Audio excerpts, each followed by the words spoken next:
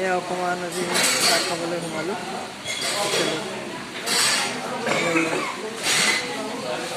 আজি এটা অনুকল্প পুনৰ মনলৈ আহিছে। ৰীতাই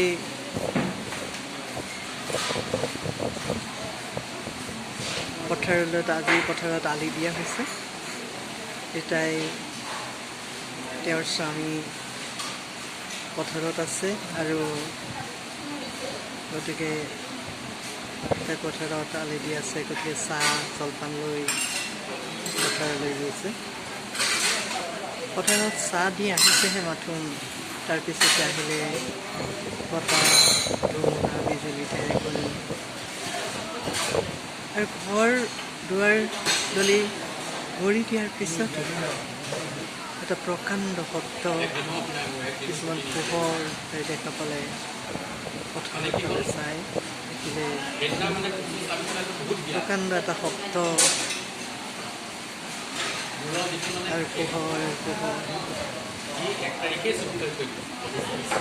তাৰ পিছ মুহূৰ্ততেই কিছুমান মানুহ দৌৰি আহিছে আন্ধাৰত। সন্ধিয়াও লাগিছে, সন্ধিয়া লাগু লাগু হৈছে। মানুহবিলাকক দেখি তাইৰ ওচৰলৈ চাপি আহিলে বৰ আচৰিত হৈ গ'ল। তেতিয়া তেওঁ ক'লে, মোৰ স্বামী ক'লে গ'ল, মোৰ স্বামী গ'লে গ'ল, মোৰ পথাৰখনৰ মোৰ মাটিখিনি ভালেইটো কাম কৰি আছিলা, তেখেত ক'লে গ'ল।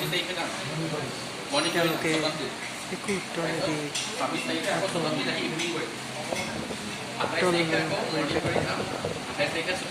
আজিলৈ আহিছে। মোৰ কথা গল্পটি ধন্যবাদ।